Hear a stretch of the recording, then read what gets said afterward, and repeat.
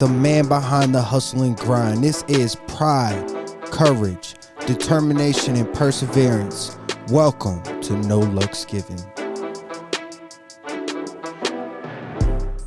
And welcome back to the No Luck's Given podcast. My name is Dana Keith. I got my co-host in the building. Yo, it's Brother Luck. What's happening? Luck, and we got a special guest, a return special, three-time return special guest. You gotta do it right.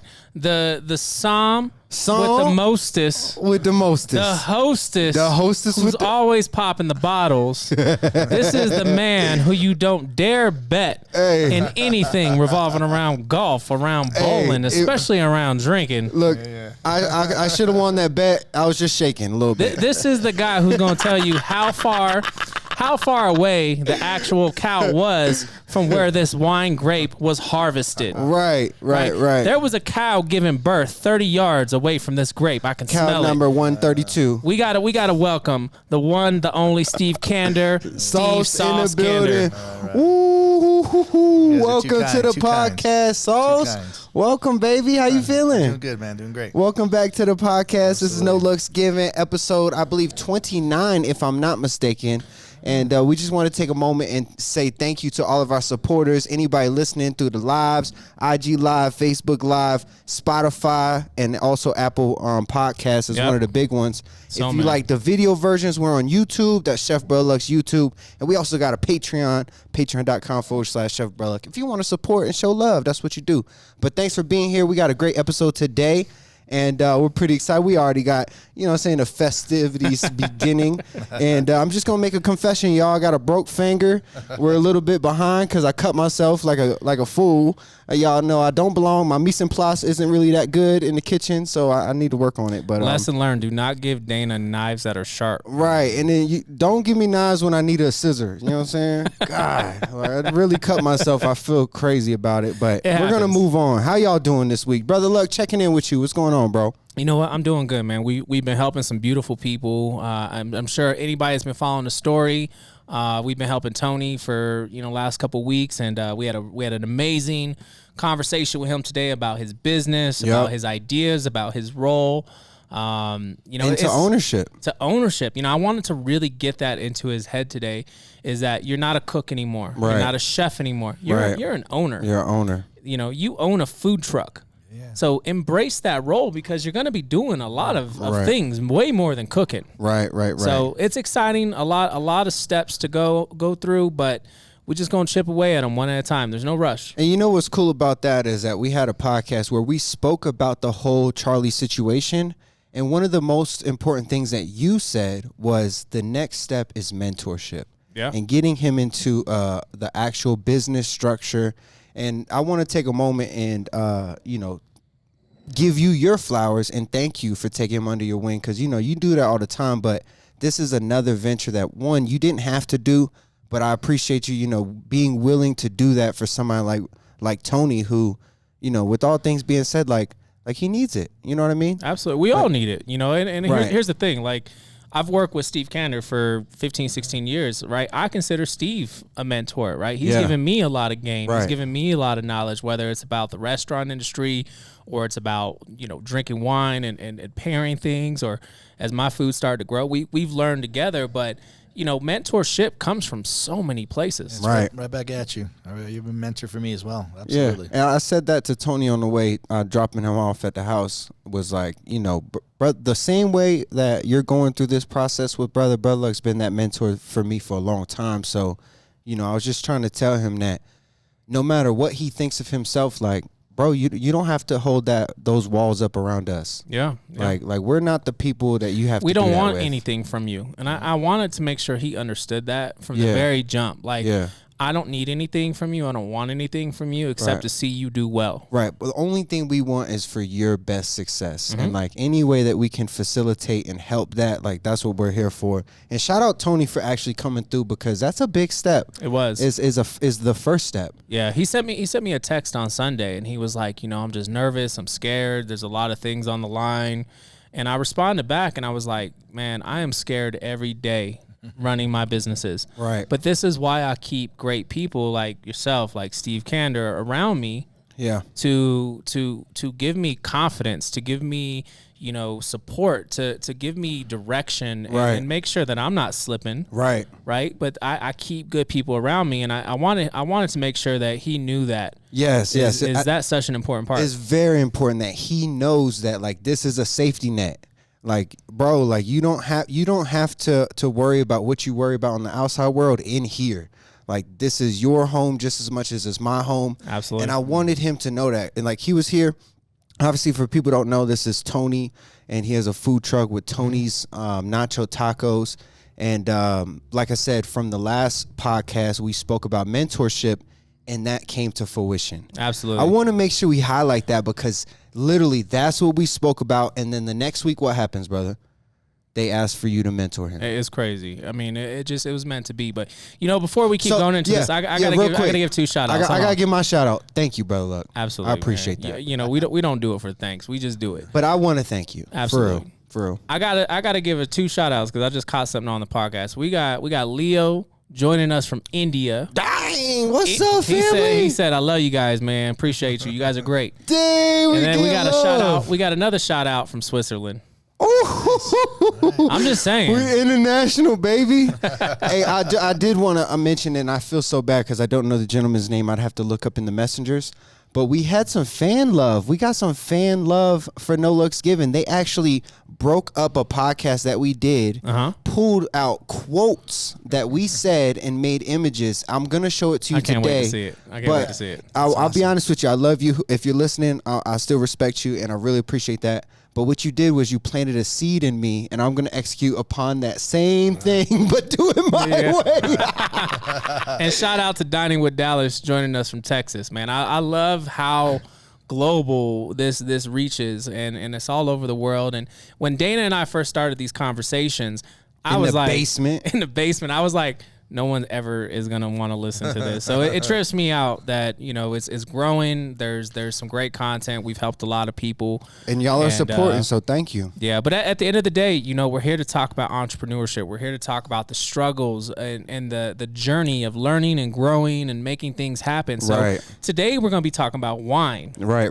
We started wine part 2, baby. Yeah, we started this conversation last week. So if you were with us last week, we got into this whole discussion about wine. I tried to drop my own little wine knowledge. Yes. I did. I've learned a little something. You held your weight, bro. You held your weight. I was kind of impressed, Yeah. And then I said, let me hit Steve up, because I think Steve is the man to actually talk to. You know what? You inspired me. Steve, you're going to trip out on this. So Tina and I have decided we're going to go get our levels. Oh, nice. We're going to start. Nice. We're going to do it together. Like it's going to be a couple thing. I like it. We're going to start with level 1. All right. And we're going to grow into it. So I'm trying to get a level 2. I'm trying. All right. I think I got potential. All right. I can handle myself on the service. Good Let me for get my you. pores right. You'd be dangerous with the level 2. Because you're level 3, right? Is that fair to say? I've got a lot of certifications. Sauce is a master. Let's Master just level put 3, it out because there. Master's 5, and then you're level 3. Is that right? Master's 4. I got some certifications. but So you right under a master. Is Sauce that, is the boss. No. tell us what level are you really? Well, I guess there's different levels and different certifications, and when you talk about a level 3 som, that's level 3 through the court, and that's some pretty serious stuff. Yeah, and that's the court of master som. I'm not there yet, but and I think I'm pretty much done because I'm in the twilight of my career. Let me go, but I just took a sommelier exam about a month and a half ago. I'm waiting for my results, and it was pretty serious, and I got some pretty solid knowledge. I wouldn't consider myself a true level 3 in the court, but I've got some pretty good knowledge. Let's just leave it right there. Here's a good part. So we talked about this last week. So when we talk about levels, so in the culinary world, right? I don't know how much play this gets anymore, but we have the American Culinary Federation, the Chef Federation. And you can become a certified sous chef, a certified chef de cuisine, a certified executive chef, or a certified master chef. Yeah. So I'm a certified executive chef. I've gone through the testing. I've passed all my stuff. I got my credentials.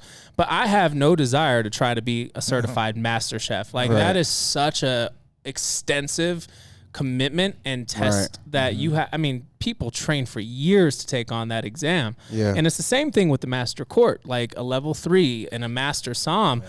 That's some hard. If y'all have never watched Som in the Bottle or Som on Hulu, man, watch it because it's impressive what these guys can do. and women. And it costs a ton of money because you have to drink some really expensive wines to figure all that stuff out. So. I mean, I'm all about that life. Research. That's research and development right there, baby. You gotta work at some place that's got that stuff. I need some friends. Sneak it or something. Yeah. All right, so I got a question for you because like for the average person at home, you know, they're not the master or the executive chef and like I always speak for like the everyday person. So like what do we have on the table? What kind of like tips do you have for people, you know, and this is for me because last time I was amazed, Brother Luck told me in a wine or even like a liquor store, the regions are above the wines. That's correct. I didn't know that. I had no clue. You just gotta look up. Look up. All right. So, like, what would you give, like, a recommendation, I guess, is what I would say is, like, you know, for starter people, you know, I'm definitely not no level 3 master black belt in winery. You know what I mean? Master black belt. But, like, I want to taste some good wines. You know what I'm saying? So, like, what would you tell somebody like me? Yeah, I'm showing up at a karate gi to our next wine tasting. Yeah, nice. I like it. Both of us matching. Hey, Chico said Dana needs a spork. You know, it's as far as wine buying goes. That's what I want to know. Wine buying. How can you help me? The best thing to do is you stay off the bottom shelf. Okay. You know, the bottom shelf is an inexpensive shelf. You know, you can get those everyday wines. You can drink them; they're good. But if you really want to expand your palate, you got to step up to the middle or the top. Okay. And the middle shelf is really it's common ground. It's a good place to stay. There. Yeah, $10-$20. Yeah, 10 to 20. That's what I recommend. That's a good price point. A $15 bottle of wine is usually a pretty good bottle of wine. But Really? 20's pretty dynamic. If somebody's gonna charge you $20 for their bottle of wine, it's usually pretty good. But you know, you look for those little shelf talkers. You know, the little shelf talkers that people put I up. told you. They and if somebody a cares good a good rep, somebody cares about their wine will put up shelf talkers for you. And it tells you a little bit about the wine.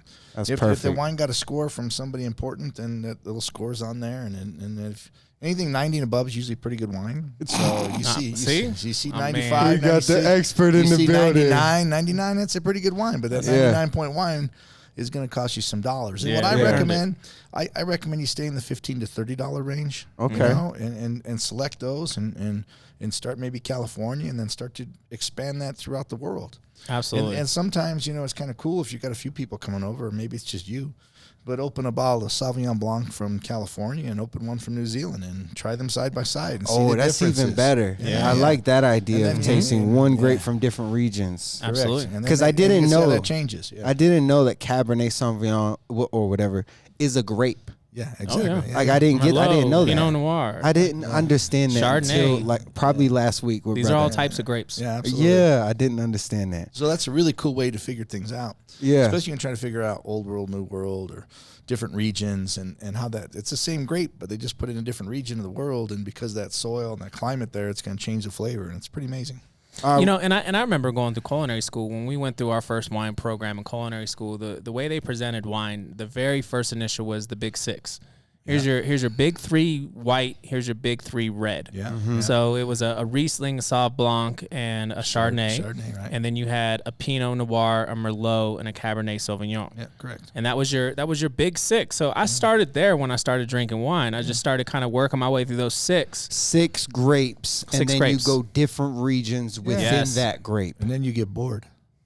Well, no, not you don't get bored. You don't get bored. But I'm you about to say then you get experience. excited because then you start to understand those. You understand the differences, and then you go, well, what next? What next? What do I like? And you know what I used to do when I'm studying? It's like if I'm studying a region, like if I'm studying Chianti or you know Tuscany, I'll go grab a bottle. I used to grab a bottle of Chianti from the store or whatever, and then I crack that and I'll sip on that while I'm studying. It kind of takes me to the place. Ooh. So when you're studying about the Transport. soils or the climate or just the people or just the place, and you sip on that wine, it kind of takes you to that place. Yeah. So we were talking about blind tasting. When you're talking about blind tasting, which we want to do by the end of the episode. when you're talking about blind tasting, that's what you kind of do. You kind of break it down. You try to figure out the grape first, and you try to figure out the region. And by studying and training your palate, you can kind of figure those things out. That's crazy because we were talking about how he does it last week. So let's take a step back, okay? Because last week we had a great episode, and it really came to life out of the trip that you guys took.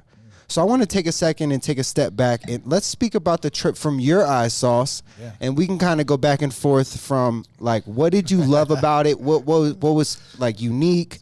And then how was your time? You know what I mean? Kind of speak on that. The funniest thing about the trip and bringing it back to today is Austin. We sat down with Austin. Hope sat down with us for 2.5 hours. This is super awesome, amazing. But he was talking to us about he's doing these podcasts and these classes, and he kept touching his face. They told him not to, so I'm touching my face. I'm going, I'm doing the same thing Austin was doing. Right now? Right now you're thinking about that? Don't touch your face. Keep your hands down, man. Be all relaxed. But Austin was really down to earth, wasn't he? It was so good. So we flew in Friday. It was a quick trip. We went to Tablas Creek. We met Jason Haas, who's the owner of Tablas Creek. He's one of the he's the son of the original owner, and the Perrin family came over from France with Jason's dad, and they started Tablas Creek, which is like Rhone varietals in Paso. And Paso's a great climate and a great region for Rhone varietals. So he walked us through. It was really cool. Walked us into the vineyard. I get why I like that region of wine now. Yeah. And it's because it is so Rhone Valley-ish. Absolutely. The Rhone region is really hot. And the grapes that thrive there like those hot conditions, and Paso's kind of the same climate. So, but walked us into the fields, and then we got to taste Syrah grapes, and then we walked across the way there. Some Mourvedras, Grenache, and then Mourvedra, and the Mourvedra wasn't quite ripe, so you could taste there was more acidity in that grape. The other ones were already ripe and already picked. Yeah. And so you could taste the sugars in there. So it really kind of taught you that acid turns into that sugar. And if it's not ripe, it's still acidic like that. So it was really kind of a one of my favorites was to see how the soil has so much fossils. Yeah. And that was a big factor, is that all that limestone contributed to the way the grapes grow. So I thought that was an amazing piece. Jason took us right behind the winery there and showed us the levels of limestone, let us hold it. Oh, that's cool. And you're feeling like you're thinking it's going to be this really heavy rock, but it feels like a sponge. And then he showed us, he poured water on it, and it soaked right in there. Wow. So he was explaining how the limestone holds the water. Because they dry farm. Yeah. So they don't irrigate there. Yeah. So he was explaining all this. So it was really brilliant. To learn all that stuff. That was awesome. Enjoyed it. And that was day one. That was day one. Right. But then we sat down on the patio out there, and they rolled out the red carpet for us. They really took great care of us, and we got to taste through all the varietals and all the wines. And he brought a special dessert wine. Yeah. He brought out a late harvest. Was it Roussan? Yeah, the Roussan's good. That's the one we took home. Yeah, we all bought a bottle of that and took it home. Yeah, that's going to sit on the shelf for about 10, 20 years. Awesome dessert wine from there, and it was amazing. And then we got to go to the really cool beach house. That was my goodness. Beach house was dope. Bro said that was his favorite part. I got a question for you. Like, what was like your favorite part, or what was like anything that you may have learned on your experience there? Well, like I say, definitely you learn about why that region is so good for those varietals. The soil, and there's a little strip there through Paso that has that limestone that doesn't happen anywhere else. And really, like in California, there's like this one little strip that comes down there. Right. So that limestone is really important for adding pH to the wine and holding. Limestone's really good for grapes. If you see most of the great wine regions of the world, they have limestone underneath them. But learning the way they dry farm there, and the fact that they don't have to irrigate. Once the vine takes hold, even with that little bit of rain there, I think it was like 25 inches of rain a year, which isn't very much. But once the vines take hold there, they can go forever. It's really cool. And they do a lot of more than sustainability there. It's biodynamic. They have sheep, and they take the sheep and they have them in pastures in the summertime, but then they move them into the vineyards in the fall. And after they harvest, and they let the sheep in there and eat the cover crop. They eat the grapes out of the grapes that are left, and then they turn that into manure for you. So it's really really biodynamic. They don't do pesticides or fertilizers or anything like that. It's really cool. It's really gives you a different appreciation. And they have a ton of solar panels there too, right? So they're almost 100% solar. That's crazy. At Tablas Creek. It's pretty amazing. So amazing to see. Yeah. What about Austin Hope? I know that was a special moment for you. You know, talk about meeting Austin, and then like some of the things that you took away from that experience. Well, I mean, I'm a fan of Austin Hope. Because I heard you was geeking out. Of course I am, man. That's my life. I drink wine for a living, and I pair wine with food, and I sell wine in the daytime. Where was that at on career day, by the way? For real. I don't remember that. Ain't I don't nobody remember tell that you booth in high school. drink wine for a living. Like, who sold us this dream? Look, kids, you can be a professional wine drinker, and it's not called a wino. Absolutely. And when you're at your job, you can have a glass of wine in your hand all the time. Nobody can say nothing to you because it's your job. It's awesome. Research and development. But meeting Austin was really cool because I didn't know if he was going to be able to come out and have time with us. The staff kept telling us, well, Austin's kind of busy. And it's harvest. They're having a big harvest festival there, so they were all really busy.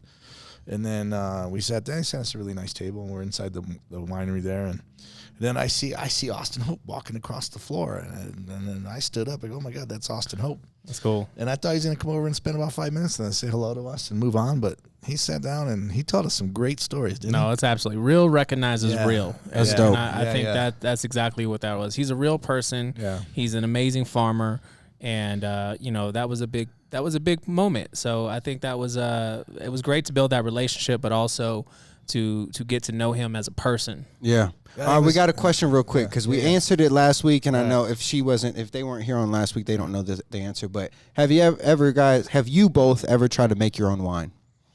No, leave that to the experts, man. No. So hold on. So I want to share some because we had this question last week. We answered this. We've never made wine yet, but I had somebody reach out that was like, man, you guys need a vintage. So I think there's some opportunity for us to actually be involved in the process. Yeah, I think we can get involved in the process. Yeah, we'll go hook up with somebody. Let them make the wine for us. Right, it'd be a partnership. Absolutely. I think that would be great. They call that a joint venture. Yeah, I mean, if you think about making wine, have we ever made wine? Well, if you think about it, it's like those people have been doing that for decades, right? And some of them hundreds of years. It's been the family. So their grandfathers take them into the fields, their fathers take them in there, and they teach them the winemaking. That's expert. That's expert, and that's what I get to enjoy is all that expertness. Right. I'd love to have a Brother Luck sauce collaboration. Yeah, I think that'd be a good wine. Yeah. I think that'd be a good wine. Yeah, we'd have to get somebody and then to be able to pair that with something that you guys cook at an event, that'd be super dope. Yeah, absolutely. I bet we get a winery to do that for us. No, I think we got a couple. Like it's in the works. It would take us 20, 30 years to get really good at making wine. Right. I don't know if I have that much time left. So, Sauce, you got plenty of time, baby. You looking real good, man. You looking real good. Yeah, you know I'm gonna outlive both you guys. Yeah. When I grow up, I want to be like Sauce. Look, the way I want to be a professional wine drinker. The way I'm acting, I don't know how much longer I got. All right, what else we got, man? Let's talk wine. What else? Yeah, so I think we get into what, one of the reasons I wanted Steve to get here is originally we were going to do a blind tasting, and I think that's a completely different conversation. But are we not going to do it? No. We're actually. Can we do it at the end, just like maybe two, like where you go downstairs? Because this is the problem we're having, guys, is that Sauce actually ordered all the wine in this room. He knows all the wine in this room. So he knows every single one. And downstairs. They think I would cheat anyway. Yeah. But we have some big events coming up this weekend, and one of them is this very special wine dinner that we're hosting for a nonprofit organization. These are some of their donors, and their donors have actually gone into the cellar and picked some bottles for this dinner. Mike, so I wrote a menu last night. And this cellar, by the way. This is Mike Bell's cellar. Mike Bell. Let's shout out to Mike Bell. Yes, because he donates wine for this charity a lot. And he usually selects some amazing wines, but I had the privilege of going to his house and enjoying his cellar. Really? I'm going to have Steve share this video because I felt embarrassed by my cellar after seeing Mike's. Really? Yeah. And Steve's got a phenomenal cellar. And y'all should see Steve's joint. Oh, my God. Yeah. So we've got some great wines that are coming up for this event on Friday. I wrote this menu last night, but when I wrote this menu, I literally put in the email, I said, I don't know what the wines are yet. So is there any way we can taste them so we can really ensure that this dinner is going to be phenomenal? Got to make sure I drink so it's not bad luck. But, that was one of the... very good. Oh, I love the acidity in that. That is so good. It's like a light, nice...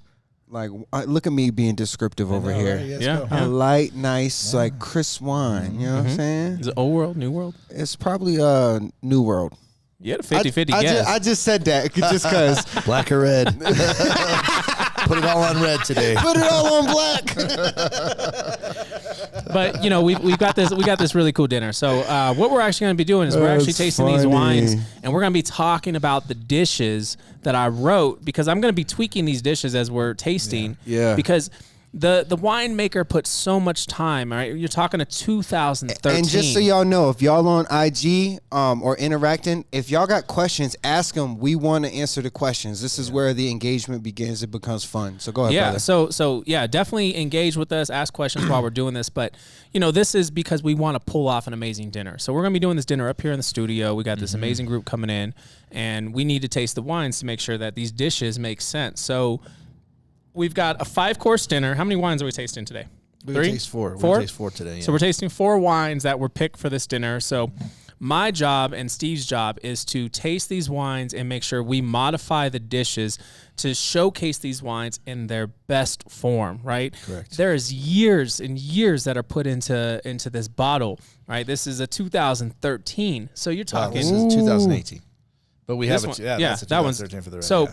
You've got years, and I can't change what's in that bottle, but I can change what's on the plate. Right. Absolutely. So that's why we're starting with that part. So when you're getting into food and wine pairing, I think there's a couple things to think about first. One, like Steve said earlier, when he's studying Tuscany, he's drinking a Chianti, right? To take him and transport him. I had a phenomenal Italian dinner last night with some friends, or two nights ago at the Broadmoor at Delago. Oh, dope. It was really good.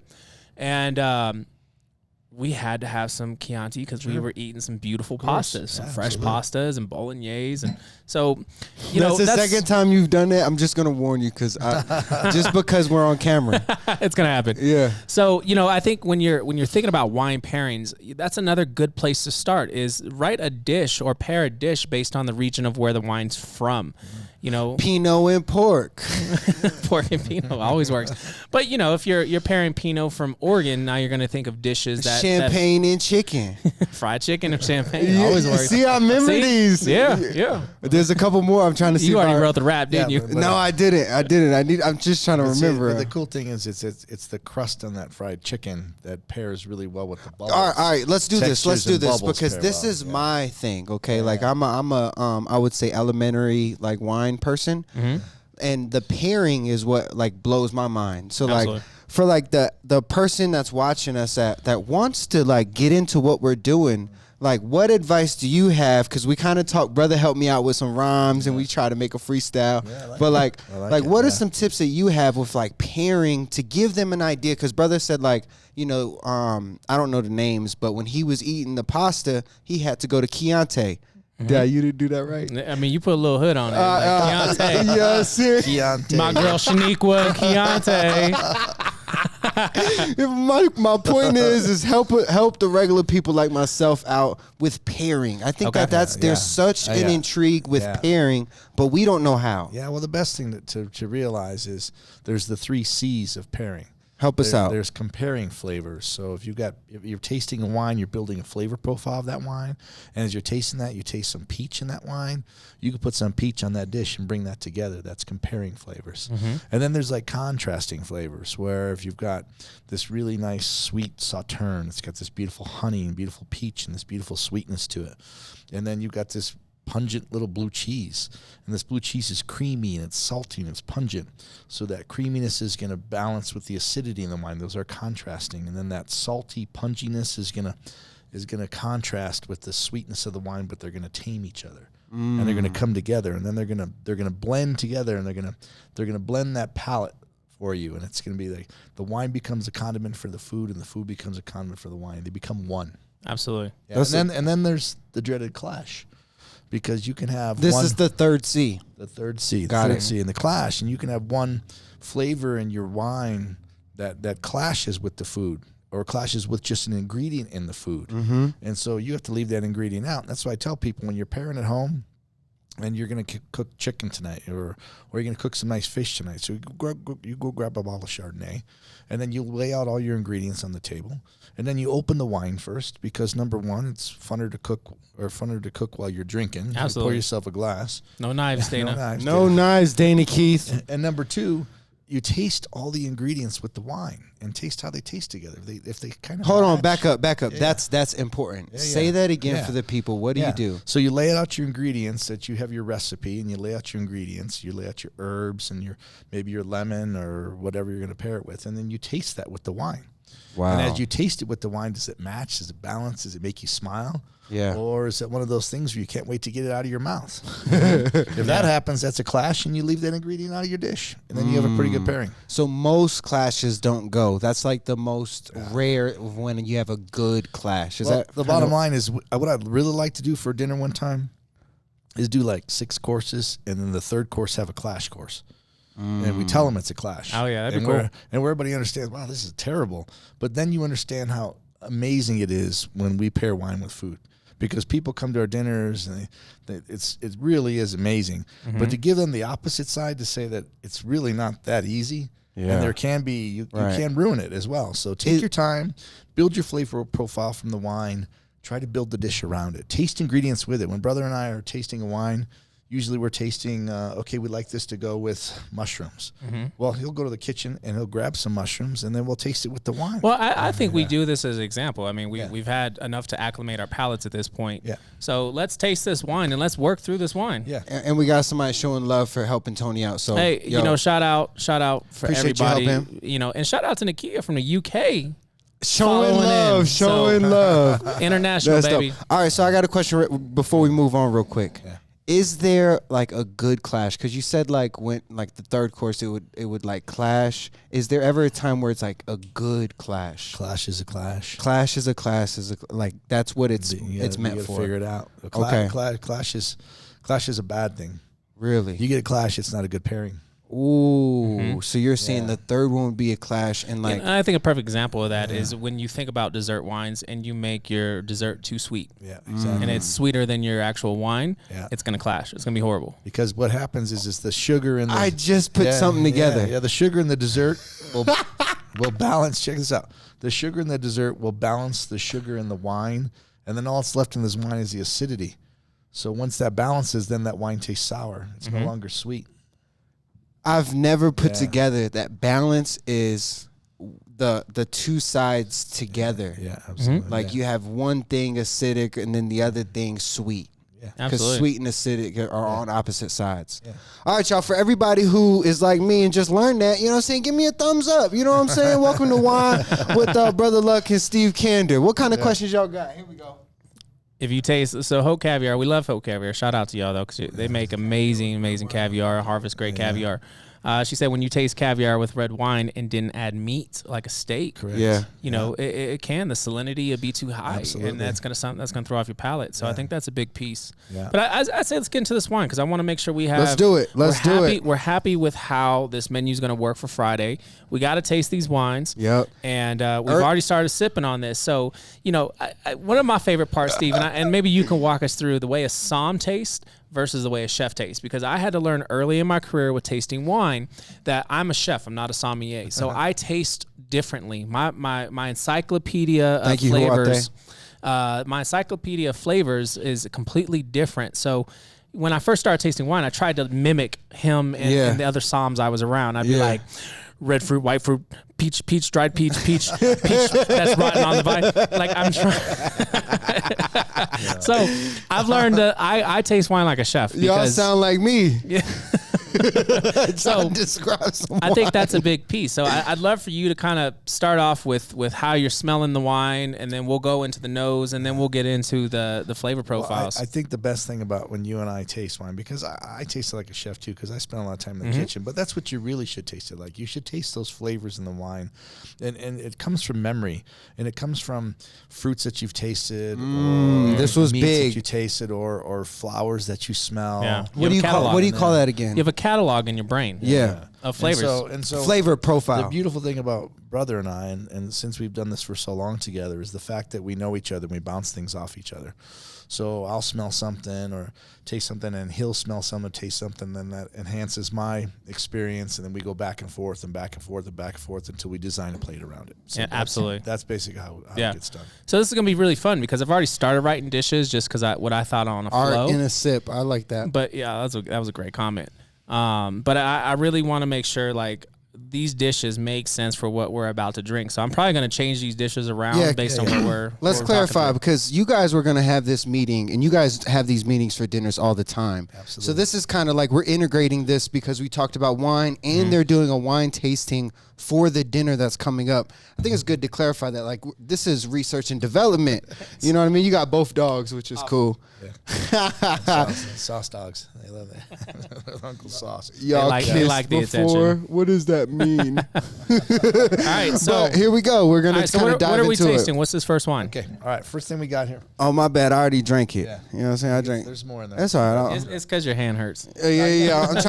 I'm trying. This is a numbing agent, y'all. I cut my finger today, y'all. Can y'all believe that? I'm so a little more in there, so you go with us. All right. When you smell this wine, this is the 2018 Schramsberg Blanc de Blanc from Napa. And when you smell this wine, you get that beautiful. It's 100%. Lucy. Blanc de Blanc they means showing love to Lucy. Blanc de Blanc means white from white. So this is white wine made from white grapes, which is Chardonnay. So when you smell this, you get that beautiful pear. You get the apple. It's like, for me, it's a Granny Smith apple. And then right behind that, I can smell the Granny Smith apple. Yeah. It's not a sweet apple; it's a sour apple. And then right behind that, you get that autolysis, that yeastiness, that breadiness in there. I don't get that yet, but that beautiful yeast. I got the apple. You get the yeast. Yeah, it's a breadiness to it, but that's because it's been aged on leads, and the leads are in the bottle. If you get a really good sparkling wine, you should smell that. I think it's a classic for this wine. A big piece too is also, when you're smelling, open your mouth. Oh my God, because you're gonna get more oxygen going onto your palate. I feel like I almost died. Trying to breathe open my mouth. I mean, and Steve's right. You're getting a lot of that yeastiness on here. The smell of bread as it's rising. I think that's a great way of what he's talking about. Hey, everybody at home, try to smell with your mouth open. I'm struggling. It's just slightly open, just crack your lips a little bit, so you're breathing a little bit of air in through your mouth as you breathe in through your nose. I love that. That's the complicated part. You're not going to drown. It's going to be okay. Yeah, just get that dried flowers on there too. Get some like dried herbaceous flowers. I love that almost English style. That's what we got on the comments. It's almost like a lemon thyme flower. And a great trick too. One of my favorite things when you're trying to smell a wine is actually put your hand over the top of the glass and swirl the wine. It'll build up the aromas in the actual wine glass. So when you go back to smell it, it's going to be a little bit more pronounced. But your first smells are always going to be the ones that are the most triggering, right? If you're picking up that green apple, you're picking up that lemon, right? To me, that's lemon peel. I get a lot of that white peel in the lemon. That green apple is big. That baking breads, the rising of bread that stands out. There's some really good stuff in here. So when you get to the palate, I thought was amazing was the acidity. It's so bright. All right, so let's talk through this. Now that this is my third glass of wine, I know the flavor of this one. What would you pair this with? Like, what comes to your mind? Like, when I taste it, like, I think it's more on the acidic side is my thought process, so it probably needs something sweet to balance. Is that kind of the thought? Am I going good? The best thing with acidity is creams, cheeses, and fats. Mm-hmm. Yeah. Creams, cheeses, and fats go good with it. With the acidity. Or also you can do a lot of seafood with this acidity because you can use that acidity as like putting lemon on top of your seafood. Ooh, using the wine as the lemon. Or you can think about that. Yeah. Because there's a lot of when you taste it, you get that lemony, that nice acidity. Yeah. That can be your lemon across the top of your fish without putting lemon on your fish. Ooh. And that's where he gets into the compliment, right? Yeah. The compliment, it's a accoutrement, right? Exactly. It's so anything that lemon goes good with is what you could pair that wine with. Exactly. And or also you can use the contrasting part of this thing where the acidity is really searing, it's making you salivate. And so we can use cream or cheese or fat here, which is going to coat your mouth. And then that acidity is going to cut through that and balance it. And then they kind of balance each other and kind of marry in your mouth. So, that's good. So here's the dish. So there's a question too. What vintage is this? It's the 2018 on the Schramsberg Blanc de Blanc. All right, go ahead, brother. So I originally wrote I was gonna do a parsnip soup with like either some shrimp or some crawfish sautéed up in like a ginger butter. Mm-hmm. So I like that the seafood element already works, right? Because this has so much acidity, it has so much brightness. Now the cool part is now when I'm looking at this parsnip bisque, I know the importance of how much cream and fat I need in that soup because that's gonna coat the palate. And allow this sourness to be muted slightly so you get a lot more flavor profile. Yeah. So I actually like the seafood with the parsnip and the ginger I think is going to complement it. Can I say something? This is the first time it's connected. Yeah, I love it. I love it. This and it's is recorded. the first time. Well, this is the first time you really sat down with us and tasted through a wine and then listened and like about the thought dish. about, because I've really thought about like what, you know, anytime you've ever done this before, respectfully, I don't really understand food language, but now the way you broke it down with like the way that imbalance is with that cream, like now I get where you're coming from. Because that creaminess, you can feel it coating your mouth. Yeah, I can see it now. I get it. And this thing here is really making you salivate, and then you can see how they're going to balance each other. Right. Well, and once they balance, other flavors in this wine are going to pop now. Yeah. Because once you balance this acidity, then the apple and pear is going to come to the forefront. Or that lemon. And here's the best part of this dish. Here's the best part of this dish. You know, we haven't even talked about this main flavor profile, which is parsnip, right? It's almost like a white carrot that's got this beautiful sweetness to it, absolutely. right? So I'm gonna caramelize those parsnips and get some deep sugars on them, and then I'm gonna simmer them in that cream and that stock, so it gets a little bit more depth. And that's actually gonna what's missing in this, right? Because it's so bright, it's so acidic, it's so citrusy. Yeah. I'm going to add the depth by doing that with a dish. Sure. So when you go to that soup and you take that spoon and you get it on your palate and the fat coats your palate and the parsnip and the sweetness comes in, this acidity is really going to pop against that. So that sweetness is going to balance that acidity. Yeah. It's going to be nice. Yeah. Wow, y'all, this is knowledge. This is knowledge, y'all. I hope y'all paying attention. This is good. I think it's some lemon in this dish, too, just to bring out that lemon.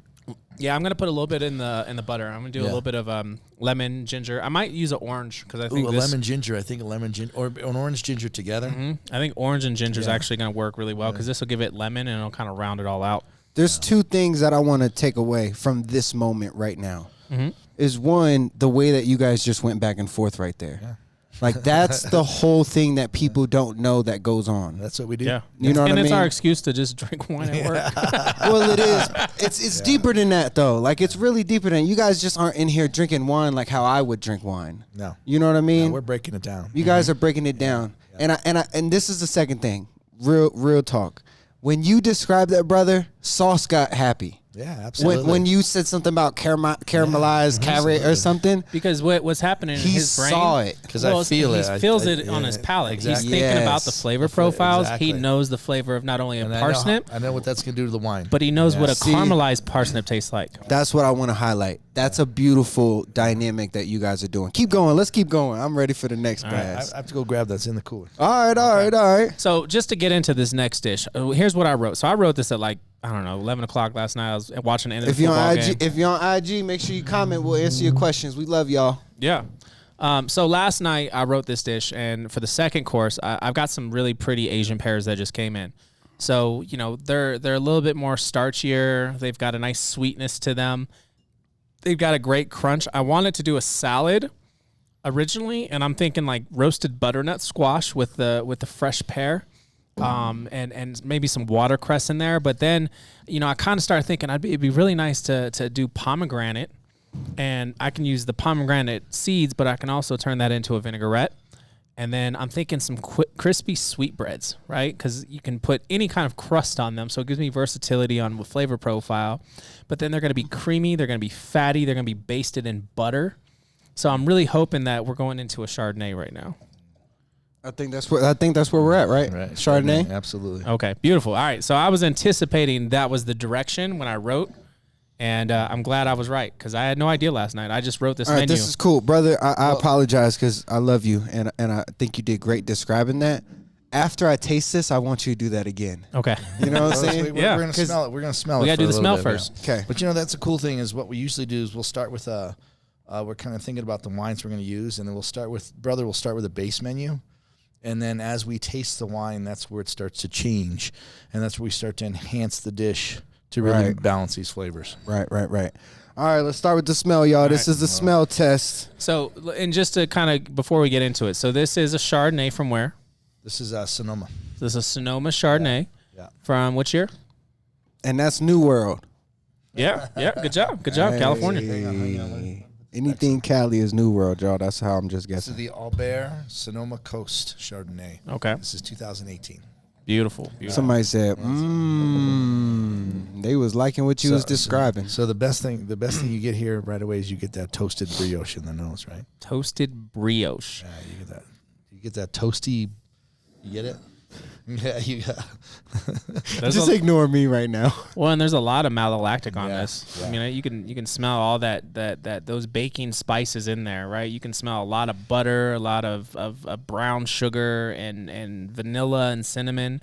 You know, you're getting those fall spices immediately on that nose. That comes from the oak that's been aged in. So that oak It's a very California oak. That oak is going to give it that those baking spices, that allspice, that nutmeg, the cinnamon. But you can really smell that butter in there too, because that's what I'm thinking. I'm thinking of a toasted brioche bun with some butter spread across the top, maybe a little cinnamon on it. Yeah. Like you can almost like a really good grilled cheese bread. Yeah. You know, you can smell that, and I think that's a good indication of like most California Chardonnays is they're gonna be very oaky like this. That's delicious. Dang, I like a Chardonnay. Yeah. What did we have before this? Yeah, what was that? That was it was a Chardonnay, but it's a sparkling Chardonnay. So like sparkling Chardonnay probably ain't my cup of tea. Yeah, but this I could probably drink this all day. Yeah, this definitely has some malolactic fermentation. And what malolactic fermentation is where it's a secondary fermentation that happens. Yo, that's good, y'all. Where the malic acid is changed. The malic acid, which is your tartness, your tart green apple, and Chardonnays, is changed into lactic acid, which is that butter, that butterscotch, that buttered popcorn that you get in Chardonnays.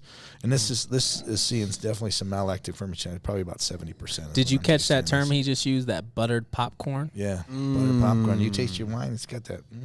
Get it in there. That's funny. That's cool. Now that you say that, I can taste it. And I get some tropical in there too. You get the banana in there. I definitely get some banana in there.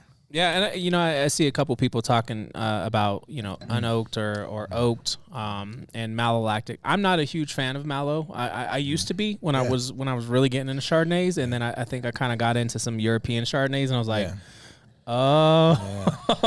this is a little bit different. Yeah. But they have their place, and I think when you're talking food and wine pairings, we're looking for not just a fan of the wine, we're looking for the complement to the dish or the dish to complement that wine. And that's more of what I pay attention to when I'm doing wine pairings. So, when we get into these flavor profiles and you're picking up all this malolactic profile, butter, popcorn, and baking spice, all the oak that's on this, it immediately makes me want butter. Yeah. Right? I know butter has to go into this dish. Yeah. So now it's interesting because that's comparing flavors. I originally wrote this dish as a pear salad and butternut squash and pomegranates, but that just became so secondary to this entire wine because the sweetbread is the highlight of this dish. It has to be a really good sweetbread dish. So when I think about that sweetbread now, and I think about what kind of crust I'm going to do it, right? I'm going to take those sweetbreads, that thymus gland, and I'm going to poach them in milk, right? And I might even poach them in cream just to give them a little bit more creaminess. Yeah. But then I'm going to, I'll peel off that membrane, and then I'm thinking I might crust this in some almonds. Okay. I think some almonds on the crust. Right, so if I mix a little bit of almond with some breadcrumbs and I crust this, you get a nice caramelization, you get a kind of golden brown. Absolutely. And then I pan sear it in that. You get that texture in there too. Yeah, that Saus butter that we work with. I love their butter.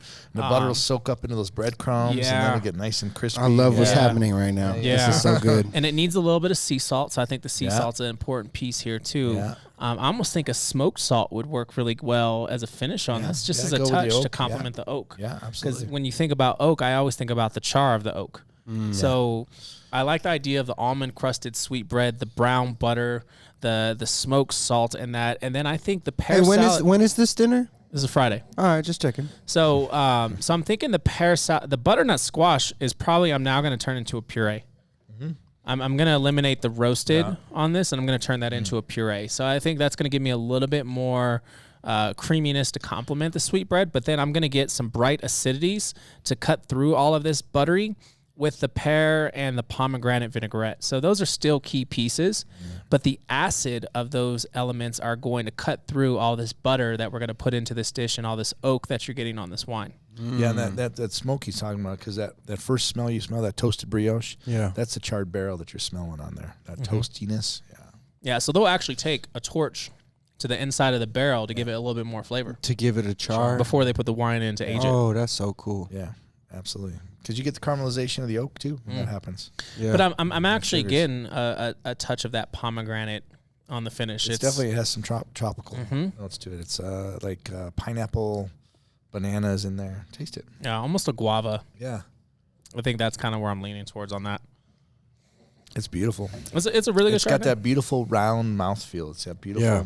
It's not. This is probably about 60% malolactic fermentation, because you're still getting that really nice tartness. All right, I'm gonna just interrupt. 100% butter bomb here, but yeah.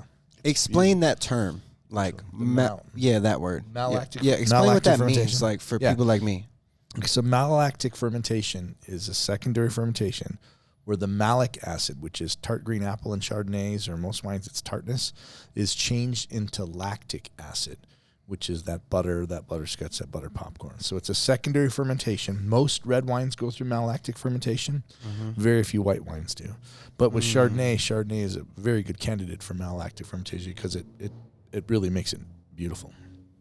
Education, y'all. That's what I'm here for. It's just for the people that, you know what I'm saying, trying to learn something like me. Brother, what else you got, man? What's going on? No, I think that's a great pairing. So I've modified this dish slightly, but I think we're good. Now this next dish is where I was struggling. So I wrote this dish and I was like, I don't know if this is actually going to work for a wine that we're going to pick. So what's cool is, last week we talked about... What are we pulling out?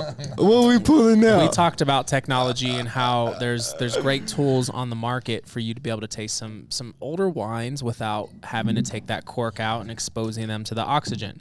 Because oxygen is going to ruin a wine, right? Temperature is going to ruin a wine. Light is going to ruin a wine. And vibration. Very good. And vibration. So, we actually have a Corvin that is going to be demonstrated here on it. So if you want to go on Amazon and buy one, what are they, like $80, $100? I don't think they're that expensive. A little bit more. Couple hundred. Okay. Sorry. You know what I'm saying? just a little more. I just hit submit and check out. Don't tell Tina. Yeah, right. For people like me, don't stay away from knives, but there's a normal wine bottle opener. Well, here's the thing: like a wine that's So what's going on here? Break expensive. this down. Talk us through this moment, because this is what we talked about last week. Yeah. So what a Corvin is it basically has a nitrogen capsule in here, and so what you want to do is oxygen is the enemy of wine. So once you pull this cork out of this bottle, the oxygen is going to interact with the wine inside here, and it's going to start to deteriorate. So what a Corvin does is it puts a needle through the cork, and then as I push this lever, it's going to insert some gas into the bottle, which is going to allow some of the wine to pour out. And it's going to replace that wine with this the gas in here. So there's going to be no oxygen in here. So wow. I wasn't a fan of Corvins when I first saw them. I go, whatever. But I was out with a ride with one day, and this guy opened up he had this bottle of Amarone, and he Corvined it. And by the end of the day, there was only a third of that bottle left. So he gave it to me, still corked with a cork in it. And he said, here, take this. And I put it in my cellar, and then about 6 months later, I was going through my cellar, and I found that bottle. It was only a third of a bottle. I said, I'll try this. So I cracked the cork, and it was amazing. 6 months later. After being cracked. After being Corvin. Corvin versus So now I'm a big fan of Corvin. So it's really cool, especially when you have really nice bottles. So these bottles are for the dinner on Friday, but they've been donated by Mike Bell. So what we're going to do is we're going to take a small amount out so we can taste it, so we can get the flavor profiles without ruining this bottle of wine, because I want this bottle of wine to still be fresh for Friday. And we want the pairing to be perfect. Yeah. So all I'm doing is I'm going to slide this needle Super into the cool. cork. All right. The people online said that there are different levels of this tool, so there are different price points as well. Push this little lever, and it's going to replace that wine in there with the gas, and then I'm going to be able to steal wine from this bottle. What? This is brother told me about this. Trying to tell him. And I was over here like, no way. That's impossible. So, but this is a real deal, Holyfield. I'm excited. Let me drink the rest. No, give me. You have another glass. Another glass. Yeah, give me the other glass. Whole caviar. I appreciate y'all. You have a great night, and we need to get some more of your caviar in because, man, it's so good. Yeah, thanks for rocking with us this long. You guys been engaging, and we appreciate y'all. And I remember I shot a video for y'all. That was pretty cool. Hope y'all love it. You know what I'm saying? Who I think. And shout out to Myra Kander, the better half of Mr. Sauce. Okay, Miss Myra. Who just gave us? She just gave us the website in case anybody wants to look these up and get them for your own collection. Of course she did. Shout out Myra. She's definitely my better half. Thank you, Myra. And she covers me on and a lot they're of not things. quite. They're not quite sponsored by. We're not sponsored by them yet, but You know what I'm we saying? will But be. we talking about sponsorships. We will be. So you can see I took that much out of that bottle of wine, and that cork is still in solid. there. And once I pull that needle out of there, that cork will reseal, so it'll be just like brand new. When I think another That's important awesome. piece too is Steve, why do you swirl the wine? That was my tip last week. I swirl the wine because I'm releasing the aromatics in the wine, because that very first smell that you get on the wine is your most prominent, because then your olfactory nerve will start to dull that wine. Like if you walk into a room that has a bad smell in it, and when you first walk in, it's terrible. But if you stay in the room for a little while, it's not so bad because your nose gets used to it. It's the same thing with wine. So before you smell this wine, you got to get ready for it. You got to be prepared for that first smell, because that first smell is the most prominent smell that you'll smell. So get your nose ready. That's for Myra. Get your nose ready, and then put your nose in that glass. Swirl it. Release those aromatics. And then put your nose in the glass and try to get everything you can out of it. Just so y'all know, this podcast is probably going to release tomorrow. I don't know if I'm able to get this bitch out of it tonight. That's a beautiful nose. My goodness. So what is this? What are we drinking? This is the Paul Hobbs. I've been drinking so much hops this week. I don't know what it is. It keeps ending up in front of me. My dumb ass just smelled the microphone. This is the 2016 Paul Hobbs Catherine Lindsay Estate, Okay. Russian River Valley, Sonoma County. And what all that means is just pretty cool, because when you're reading a wine label, Sonoma County is the county that it comes from. That's an AVA. But then right above that's Russian River Valley, so that's even a smaller AVA inside of Sonoma County. And then Catherine Lindsay Estate is the actual vineyard that it comes from. So it tells you the whole place. It brings you right to a very small place. Yeah, and I've been a big fan of Paul Hobbs this week. I mean, I was drinking I had some 2018 Cabernet. Photo real quick. Which was phenomenal. And we've done dinners with Paul Hobbs before. Kat Suji and I did one up in Beaver Creek, and we had a great time. So I'm a big fan of this winery, and they're very, very particular on what they do. So Damn, this is good. the nose on it is so beautiful. Like that, though. But the taste? I mean, violet. I get violet for sure. right off the bat. Usually when you smell Pinot, you get fruit first, but here you're getting that violet, and you're getting that. This is a that Pinot? earthiness, that forest That floor, mushroom. that mushroom. Yeah, I get like porcini mushrooms. This has like most Pinots to me have like a really acidic like ending. Like this is not that. Well, Pinot Noir is a cool climate grape, so cool climate grapes have more acidity because they don't ripen as much. So when we were out there in the vineyard and we were tasting grapes that were all the way ripe, and you could taste all the sugar in there, and we were tasting a grape that wasn't quite ripe, then you could taste the acidity in there. Right. So that's why cool climate grapes have more acidity. So yeah, Pinot Noirs are normally acidic. And I'm sure this wine has some really good acidity in it, but the winemaker probably has balanced that acidity. I haven't tasted it yet. But. No, it's delicious. Wow. It's very, very, very, very good. Just so everybody who knows we got the dogs in. Oh, never mind. I'm not going to put you on blast. But one of the things I'm getting on this nose immediately The dog's in trouble. is I'm getting a lot of clove and sun-dried tomato. Oh, I like the sun-dried I'm tomato. getting a lot of that. Yeah, definitely you're getting that clove. I'm sure this is French oak. So that's where we're going to get that baking spice is from the French oak. But I like that sun-dried tomato. It almost has like that tomato leaf. Yeah, nose it to is. Tomato It's leaf. the tomato plant. Yeah. It's the leaves, When the you go in skunkiness of a tomato bush. When you go in to pick your tomatoes and your hands touch the leaves and you the smell it. skunkiness Yeah. of a tomato bush. All right, so help me out here. Break down this wine. You said this is a Pinot. Where is this from? This is from Russian River Valley in Sonoma, California. Sonoma. That's delicious. And what brand is it? Like this is Paul Hops. Paul Hops, like HOPPS? BB. BBS. Paul Hobbs. But you really get the fruit on the end of this one, don't you? Yeah, especially on the palate. So Paul Hobbs is the vineyard of where it is. Is that right? Winemaker. Paul Hobbs is the winemaker or the producer. Okay. So, yeah, usually, this is Peter Michael. Okay. And that one's Albert, and that one's Schramsberg. That's Got the it. producer, the producer usually. But Paul Hobbs is actually the winemaker, but his wines are all named Paul Hobbs. So these are wines made by Paul Hobbs. Yes. Yeah, so that's great. I mean, I'm getting a lot of fruit on the front. So let's talk about this dish because I was a little worried about this, but I'm feeling a little bit better now. Hoisin glazed pork belly with charred bok choy. So I was thinking, the salinity and the funkiness of a almost a char siu Chinese barbecue on this pork belly. And then I love the idea of charring this earthy bok choy to develop some more fun flavors. As I'm getting this forest floor in here, I'm getting these light red fruits, these young cranberries, especially all that lavender in there. I can see how the hoisin is going to work really well, and then the fatty pork belly is going to just complement this gorgeously. So I'm excited to play with this dish a little bit more. It's like a black raspberry on the finish. Oh, okay. I could taste that. Yeah, you can taste it. It's like a black raspberry that's not 100% ripe. It's not sweet, but you get the flavor of the black raspberry, but then you get the nice acidity. Oh, that's pretty. That's pretty. And here's the thing. Pork and Pinot go hand in hand, period. That's just a dead giveaway of what you can start to pair with Pinot Noir is pork. Pork and Pinot. It's easy because pork's not as heavy red meat, right? It's got a little bit of gamey flavor. It's got a little bit of depth to it.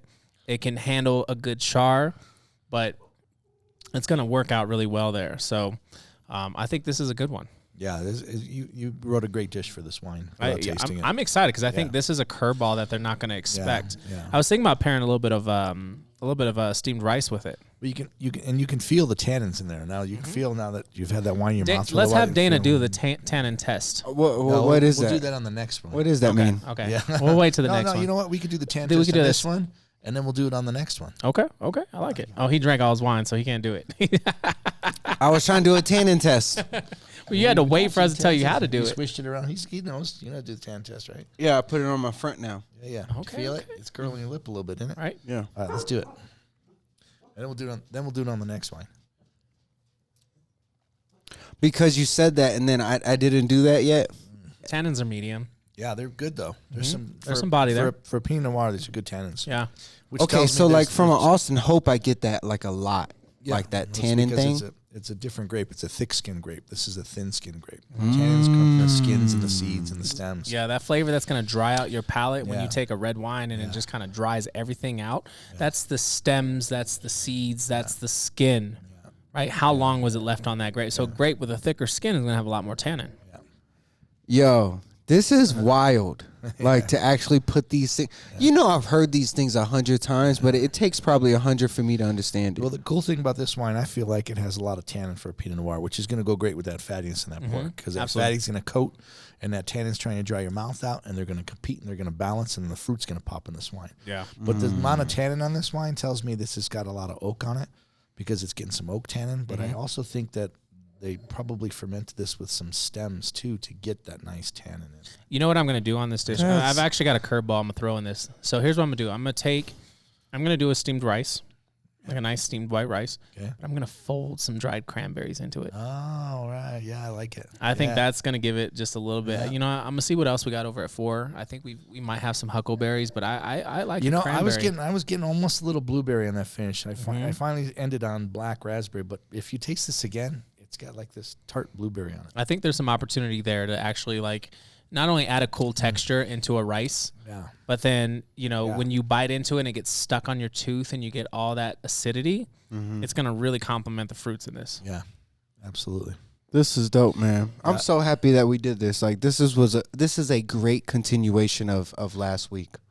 Perfect. Like breaking it down and really the dogs keep smelling my finger. Oh, they know you're hurt. They're a shark. They're smelling blood and water. Yeah. But you know, one of the best parts about this is like, this is work for us. Like, this is what we.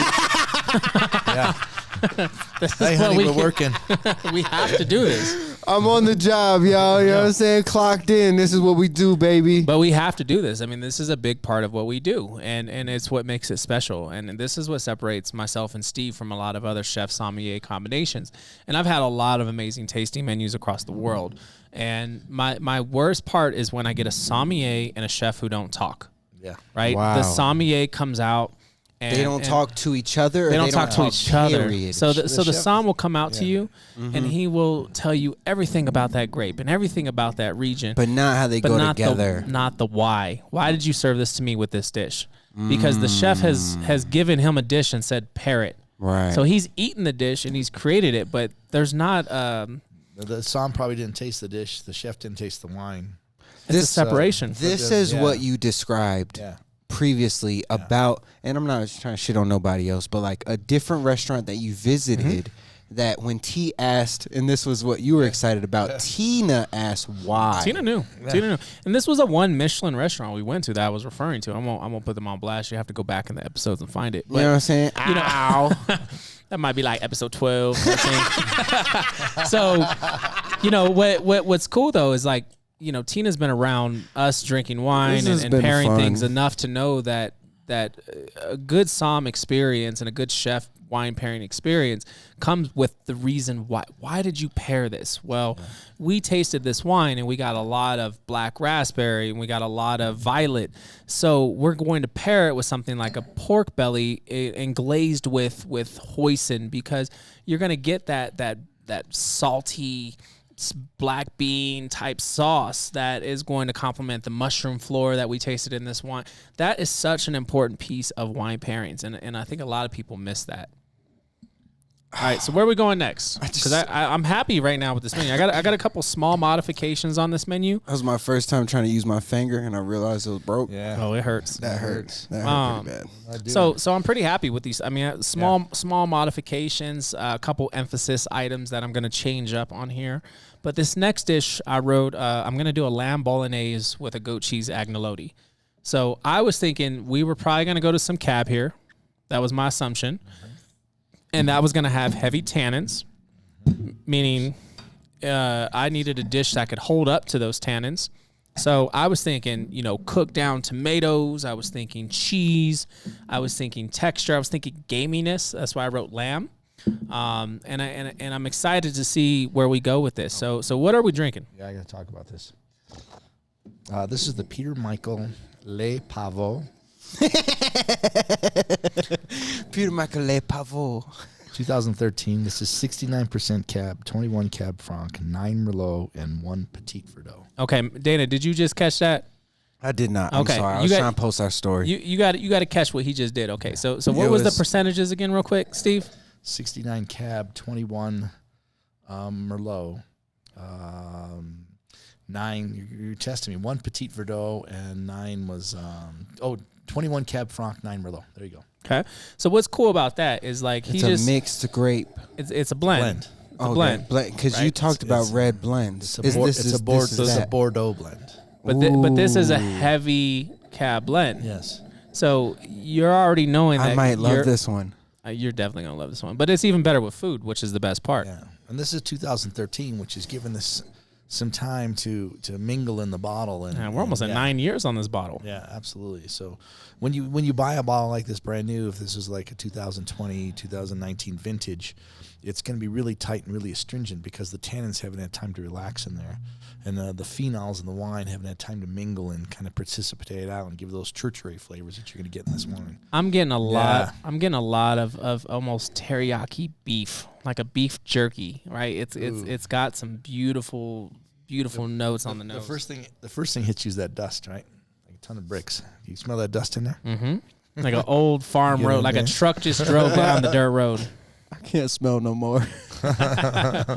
You know, and here's the best part. Like, when you're drinking wine, you don't have to get right into the taste, right? Savor the nose. One of my favorite parts, we were in Paso Robles, and Tina asked Steve something, and he goes, "I'm still in the nose of this wine."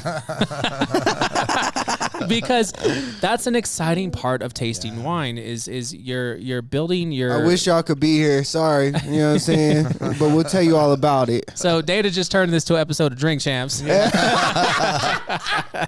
But essentially what you're doing is you're building the flavor profile, the catalog in your brain. So you're trying to recognize the smell of a truck driving down a dirt road and the kickback, right? That cloud, if you ever walk through the cloud behind the truck on a dirt road, that's what you're smelling. The dust right? in the That's air. that dust, right? And then you're getting all that leather and you're getting all that aged meat. I'm getting a lot of aged meat on this. It's got jammy fruit, beautiful jam. It's like, I'm getting some soy. Because there's there's dried fruit, there's fresh fruit, and there's cooked fruit. Mm-hmm. And this is definitely cooked fruit. This is jammy. definitely it's like cooked jelly. figs. I get a lot of cooked fig in here. Cooked plums. Plums stand out for me right here. And here's the thing. I'm still on the nose. I haven't even tasted it yet. That is the funniest thing you've ever said. When we're smelling this wine, is all we're doing is we're trying to get all the flavor profile out of the nose first, because taste is 75% smell. Well, and here's the thing too is the people who we're going to serve this to understand these wines. Yeah. So they're going the way we're tasting these wines, the way we're knee deep in the smells and the scents and what we're picking up before we even get into the taste, they're going to do. So this dish has to be able to back that up. Right. Right. So we're tasting as if we're in their position. Yeah. Because that's how we're going to explain the meal. Exactly. So when we're smelling, we're trying to get all those flavors that are in the wine, and then when we taste, we just try to affirm those flavors. And my job is to drink the wine. I got the best job. I love y'all. Well, it's got some spice to it. The peppercorn that's on there. That was unexpected. Wow. Olive. Yeah. Got a lot of olive on there. Mm-hmm. A lot of olive, yeah. Kalamata. Like a nice dark olive. A little bit of brininess in there, too. I get a little bit of brininess. Can you feel that malolactic Thank you for the love. fermentation in that? You feel that from yeah. Oh, that's Myra showing love. Appreciate you, Myra. But the fruit's still pretty good. So here's the thing now. So let me kind of put this out. So I originally was going to do lamb bolognese, and I'm thinking cooked tomato. Yeah. I almost want to kind of play around with it and switch it up. Yeah. I like the idea of the bolognese, but what if we threw a fruit into the bolognese? I think bolognese is a great idea because the meat sauce is good, but I don't think we should go Italian on this. I don't think we should go Italian flavor on this. It doesn't feel right. No, because that oregano and all those Italian spices are going to clash with this a little bit. Yeah. So we need to back off. We need to go more towards a veal or a demi kind of a flavor profile. Mm-hmm. Yeah. This is the most fun for me. It's to see y'all, because see y'all actually go back and forth. Yeah. Absolutely. But that's how we come to our dinners. That's how we come to our pairings. Let's emphasize that, because that's what makes your wine dinners and your events different. Yeah, like the lamb and pasta makes no sense here. No. At all. No. Like that dish is scrapped officially. And most people would have kept that. Right, true story. But I didn't want to tell them that. I wanted to taste the wine first. But we do that to each other all the time. That's cool. Yeah. I like that. So for me now, this has me thinking like I need a bigger piece of meat. Yes. Right? Absolutely. I need something with a little bit of fat. Right. And then I need some really good fruit components, and I need some great caramelized elements. Yeah. And I'd love to have some type of cheese and rosemary complement this. So you need a beautiful rich sauce with this too. A beautiful rich sauce. Absolutely. Yeah. So that's incredible. I love this. This is great. You could do a potato or for anybody polenta with this dish too. A potato or a polenta. I thought of polenta. That's where my head was polenta. At. Yeah, I've got some gorgeous beef. Yeah. I got some really pretty New Yorks. Yeah. So they've been dry aging. I think they've got some good funk on them. Yeah. So I'm thinking that's kind of where my head's going with this is doing a steak. Move that bottle because I think it's right in front of bro's face on the camera. Oh, look at that! Check that out. Sorry.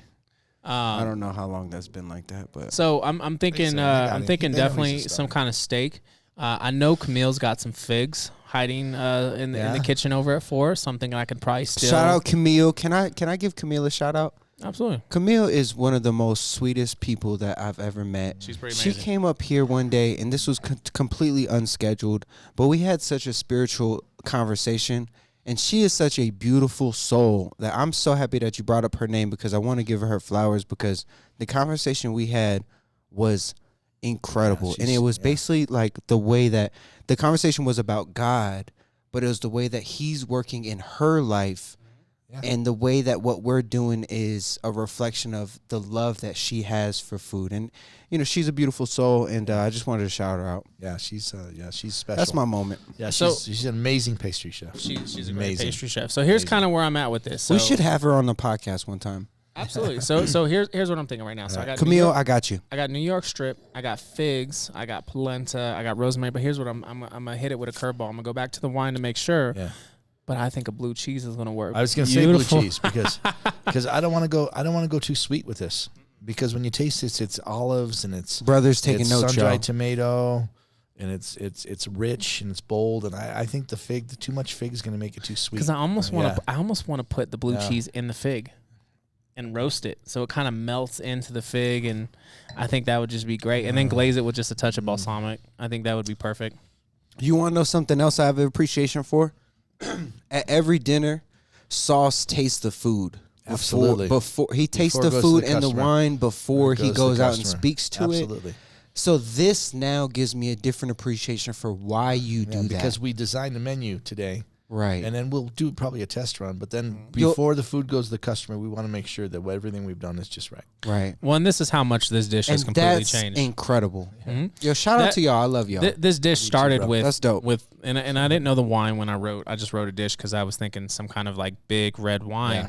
So I originally wrote this lamb bolognese with goat cheese and pasta.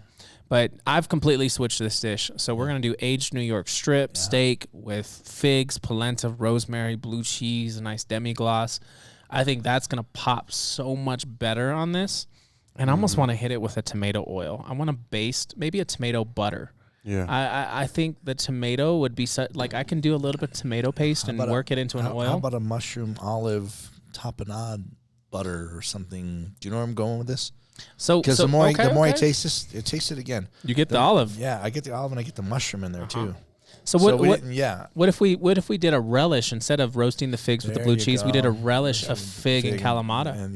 And blue cheese. Y'all see that? That was live. Y'all saw what just happened right there? All in there. Mushroom. That's called Kalamata, magic. Blue cheese. Absolutely. Collaboration. I was almost thinking a compound butter on top of the steak as it melts. This is a long podcast, just so y'all know. We way over our time, but this is fun. So I'm enjoying. I'm really thoroughly enjoying y'all chemistry and seeing this first person. This is how I manage my time. So I already had an appointment with Steve today to taste wine and do this planning, but then Dana said we need to do the podcast. So that's how I sound. So that's how I bridge the two. The Chianti. So that's kind of how this all happened today. But it's perfect because last week we were discussing wine, and this is literally where this heads today. Just so y'all know, I'm from North Carolina. Yo, so this is really good. I'm digging. What are we gonna do? We can really do polenta or potatoes here. I think polenta. Right. I think that toasted corn. Thanks for the love. Creamed out. What about if we put the mushroom in the polenta? Oh, you see, you think the mushroom? I think we need what kind of mushroom? I guess is the question. That's delicious. I think we need a little. What kind of mushroom is this though? Porcini. You know what? Hold on. I got some dried morels. There you go. Oh, that's perfect. I got some. I could do that in the demi. Yeah. There you. Oh. I can work. I can Game cook. on. I can cook that down with some of that red wine. Oh, some morels in the demi. Yeah, perfect. I got to remember to bring those in. So that'd be perfect. Morels in the demi. Yes. This is beautiful. Brother Luck is taking notes upon what Steve and Brother is talking about. So like this is a real in real time. Like they're revising the menu. I'm gonna have to open this about an hour and a half before the dinner too. Mm-hmm. How come? Because we need it to breathe. Right now it's a little tight, but as this sits in a decanter. It's going to open up and it's going to soften, and those flavors are really going to develop in there and really, really shine. Yeah, this is great. That's interesting to know that you would even think about because opening it early to then change the flavor. The more I swirl this wine, the more I activate it with the oxygen and get the aromatics. It's changing it. It's changing the glass. Absolutely. Yeah, that Kalamata is heavy right now. Yeah, heavy. Do you? Can I ask you this? Do you do that often? Like open up a wine and let it. It depends. It depends. You don't usually have to do that with a white. You don't ever decant a white wine, really. Why I wouldn't say never, but red wines you decant for two reasons. If they're young and you want them to breathe a little bit and you want them to open up and activate with the oxygen. Yeah. And the second reason, if you have a really old wine That's different because you want to be really delicate with that because there's sediment in that bottle. And so it's if it's really old, it's really delicate. So you want to gently pour it out into a decanter. And all you're doing there is you're catching the sediment in that shoulder of the bottle. That's why Cabernet bottles have that shoulder on them. Really? So when you're slowly pouring, you're going to catch that sediment in that shoulder. And you usually leave about that much in the bottom of the bottle. That's the Somm share. Use a little coffee filter. Message. Yeah. Message. Anyway, No, that's perfect. That's a nugget for everybody out there. Well, and since we're not tasting the dessert wine, Steve and I were talking through it. But Yeah. the dish that's going to be for dessert is we're going to do a white chocolate Can panna I steal cotta. some more? Absolutely. Help yourself, yeah. So we're going to do a white chocolate panna I like cotta. red wine, I y'all. love that he's going to try to pour this. Broke finger in there. Oh, y'all, look, y'all. So look in the top. Look in the top of that bottle right there. It's corked. Oh, that's We use why the y'all cork. joking on me. All right, he said he's trying to pour a corked bottle.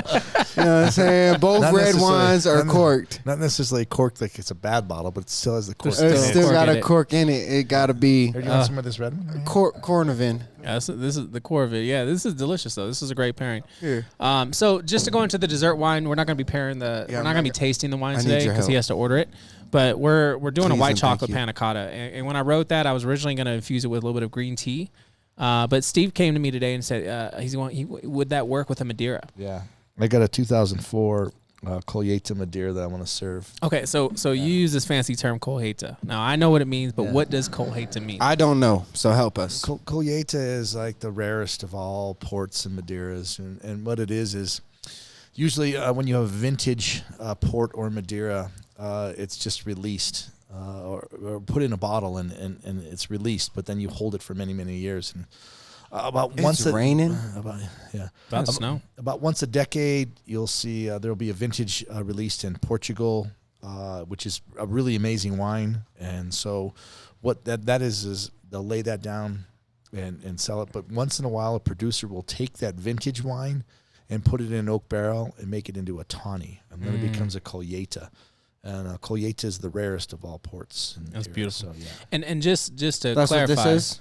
No, we don't have that one to taste today, but you'll taste that during the dinner on Friday. Oh, Friday? Yeah. And just to clarify too, ports, Madeiras, these are fortified wines. So they've added alcohol, right? Usually a brandy or cognac. Yeah, it's a brandy, exactly. It's a neutral grain spirit, grape spirit, like a brandy. And here's an interesting fact I found fascinating. Before corks, right? Before they discovered that technology of putting that in the bottle to preserve the wine, they actually had to add alcohol to make sure the wine could last a little bit longer. So it didn't spoil. Yeah. Yeah. So that's where you got fortified wines from. Correct. We're just going to add a little bit of alcohol so we don't lose it. Because we know that alcohol, because they put that alcohol on the bottle on the shelf and it was good after 6 months, but they put the wine on and it's terrible after a week. So what do we have to do? So then, let's add some alcohol into that wine, see what happens, and voila, ports. And fortified wines. One of my favorite Really? stories is when Steve talks about Madeira. Yeah, yeah. All right, so please tell this story because I can picture this. Yeah. But tell us about how the Madeira gets cooked. Well, Madeiras are amazing because Madeiras are indestructible.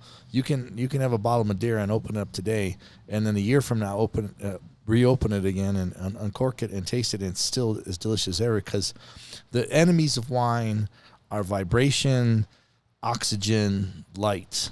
All right, is that right? Oxygen? Yeah, those three things. And so they do all three of those things. Shout out, brother, and got heat, it. And heat. And they do all those things to Madeiras, which means they ruin them, but they make them delicious. And what they do is, Madeira is an island about 350 miles off south the coast of Spain and Portugal. It's actually owned by Portugal.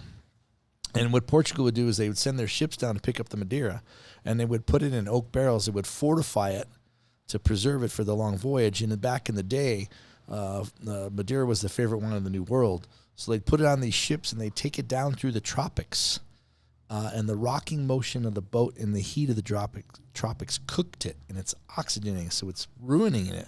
But when it got to the New World, this is amazing nectar. So now all Madeiras are cooked. They're either cooked and they're placed in attics where the temperature gets up to 120, 130 degrees, or they have these things called these estufas, which run a coil through the middle to get them up to about 120, 125 degrees. So they're cooked, they're oxygenated, they're all those things you're not supposed to do. Yeah, you're wines, not they're supposed to do. But they're amazing, and they're Wow. date, and they're fig, and they're hazelnut, and macadamia nut, and raisin, and they've got this beautiful sweetness. There's there's 4 different kinds: the Surcial, Ball, Malmsey, and Verdejo. So there's 4 different levels of sweetness. But Madeiras are amazing. If you've never had a Madeira, go grab a bottle of Malmsey and enjoy it. They're amazing. Absolutely, great recommendation. What else we got, Brother Luck? And man, that literally solved my problem for Friday. So I feel This was better. good. This was good. We could brainstorm together. That's one checklist off my to-do list today. You know what I'm saying? I've been chipping away. That's what life's about, is getting those checklists off. Sauce, what else you got, baby? You've been a special guest, and we love you, bro. I love coming. It's awesome. We're excited to have You guys you. give me a lot of love. On top of that, you got the best golf game. You know what I'm saying? We still trying to hawk you one day. Brother Luck did shoot really good lately, so like I give him some love. You know what I'm saying? I'm trying to get there one day, but with my broken finger, I feel like I'm a little behind. Brother's catching me. I'm getting better. But I'm keeping that gap though. Yeah, you are. Yeah, I'm keeping that gap. Keeps beating me by 7 strokes. 7 strokes every time. All right, every single episode, like we went. Look, this is our longest episode ever. Yeah. Just so That's everybody good, know, though. That's we're good. about 90 minutes in. Really? By the end of this, will Didn't be feel like about 90 minutes. minutes. But this was a great time. It was good for all of our audience to be able to see how you guys work together, the dynamic. And then this is wine part 2. Really, it's probably part 3, 4 since you've been, around on this No Looks Given podcast. But you are a special guest and a part of our family. We want to celebrate you and thank you for your time and your expertise with, this wine and all the abundance of knowledge that you have. Absolutely. So, like, Brother Luck, I always like to give our fans and our listeners a takeaway of every single episode that we have. This week, obviously, I think we're going to kind of go on a wide spectrum here, whether it be about, like, pairing, wine itself, or even like collaboration on like of an entrepreneur mindset. Like, what tip or advice would you have for our fellow listeners on, tonight? What thoughts do you have? I don't have a specific advice, idea, but just give them something to take away this week, and then Absolutely. we're gonna go to you, Sauce. At the end of the day, a lot of people have questions about wine, especially Right. when they're in the store picking up a wine. Yeah. Right, like me. Here's the first part.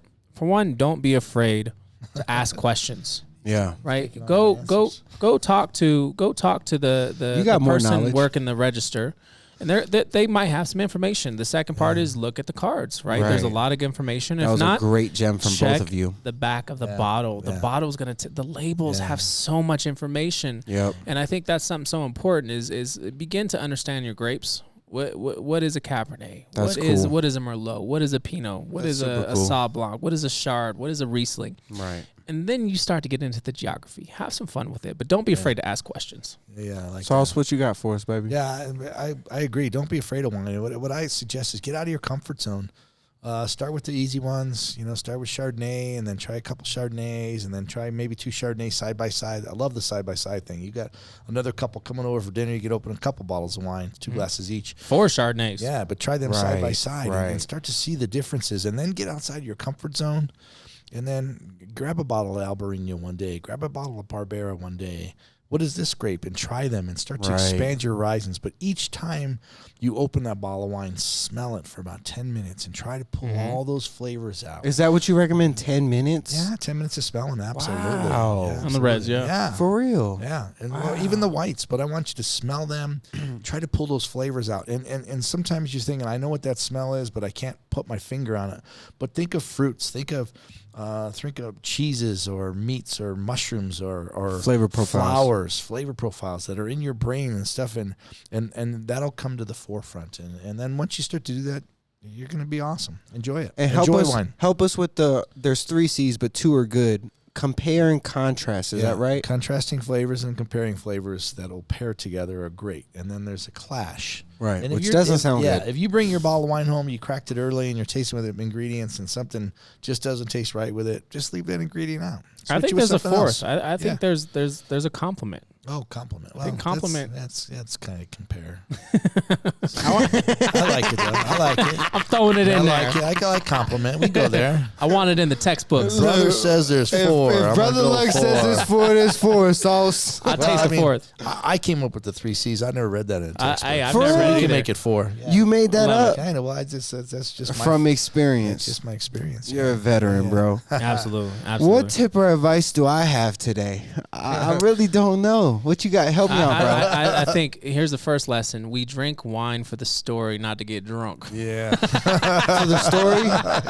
All right. Dana's numbing his thumb. Look, you know what I'm saying? He needs a little painkiller. Right? Look, I do need a little painkiller. I cut my thumb today. He cut the heck out of his thumb before this started. Idiot. God, I was so mad at myself for doing that. I don't know. All right. I got a tip or advice. This is just coming from me. I'm not on an expertise black belt level like they are, level 3.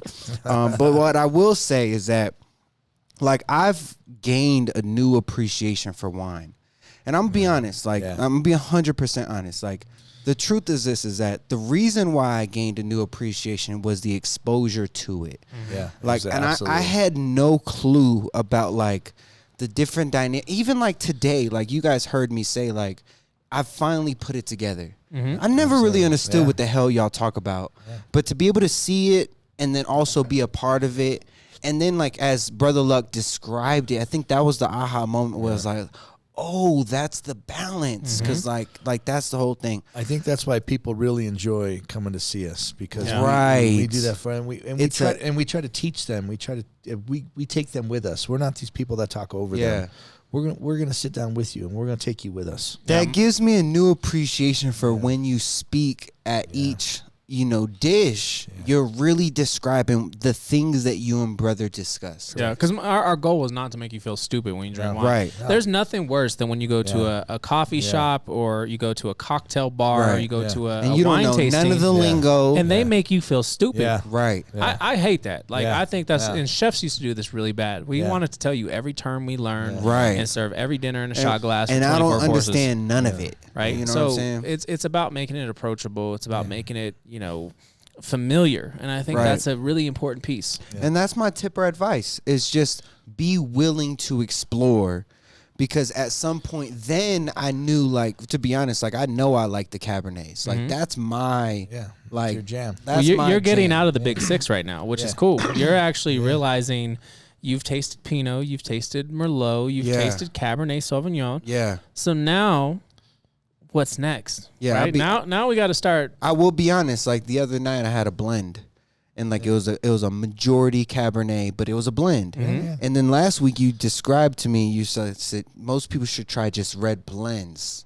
You know what I mean? They're approachable. It's a great intro to red. Be perfectly honest with you, the most red wines that you purchase are blends. Yeah. It's 70. The law is 75% in California has to be that one grape if it's listed as Merlot, but there's some Cab or some Cab Franc or something. But blends are good because blends take the great characteristics of all those, and then they blend them together. So you have this beautiful wine. So. Yeah. No, this is good. Anyway. So I think this has been a really cool episode. If you ever have questions about wine, feel free to hit us up. But this was a great intro to food and wine pairings, to just the basics and understanding of how we do it as a chef and a sommelier, and taking Dana on this journey. Which I appreciate with a broke thumb. You know what I'm saying? I appreciate y'all looking out for me. But this is what we do, and I think that's something that's so special. Wine is never-ending education, because it's constantly changing. Right. Don't be afraid. I think that like enjoy it. Like with a little bit more exposure, like people would understand where you guys are coming from. Absolutely. Because I really believe that it's just that. It's just that people don't know. And you know what I'm saying? People like me, bro. I just drank Crown Royal. Well, and here's the cool part, right? You got what? Probably $150 worth of wine on the table, I'm assuming. More than that. Okay. Hey, Saus said the price is up, baby. Yesterday's price is not today's price. But we barely even cracked into these wines, right? We're not drinking them to get faded. We're drinking them to understand them. Yeah. So when we present them in a format with food, we can now take them on the journey of our understanding, and I think that's something that's really special. And I think people really enjoy being taken on that journey. I think that's the key. Yeah, it becomes a great experience for them. This has been a great episode, Saus. I want to thank you. You know, from me to you, man. Thank you for your time. Thank you for your knowledge and expertise. Like, this has been incredible, Brother Luck. As always, bro. You already know I love you, bro, and I thank you for your time. This is no Luck's given for anybody listening. Like, we appreciate all of our love and our supporters.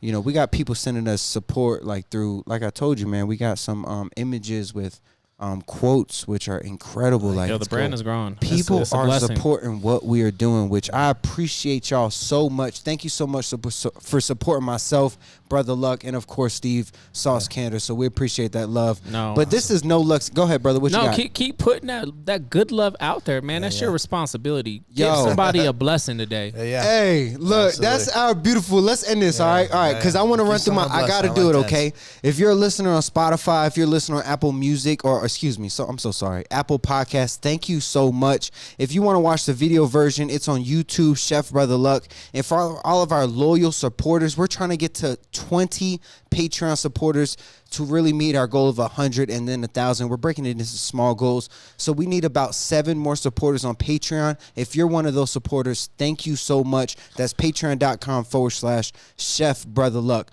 Beyond that, look, guys, this has been an incredible episode, and I want to thank you. Like, from the bottom of my heart, like, this has been a great one. I got one a last broke question. thumb that I cut myself. I do not need a knife in my hand at any time. That's what I learned. I got one question. So how far off was I on the value of what's on the table? That's 4 bottles. I said 150. How far I'm off? Sauce, tell us. He's like, that one bottle. That one bottle is 150. Yeah, we were probably 300-400. 300-400. All right, y'all. This is No Luck's Given. It depends your wholesale retail, though. So I'll give you that. Yeah. No Luck's Given. My name is Dana Keith. You can find me on IG, official Dana Keith. Everywhere else, YouTube, Facebook, whatever it is, I am Dana Keith. Brother Luck, where can they find you at? I'm Chef Brother Luck across the board. Facebook, Instagram, chefbrotherluck.com. Check us out. And Sauce, what you got for us? That's Steve Saus, man, right there. Steve Saus, that's my man with the plan. We appreciate y'all. This is No Luck's Given, and we love y'all. We out. Smooth with a V. Smooth with a V. The man behind the hustle and grind. This is pride, courage, determination, and perseverance. Welcome to No Luck's Given.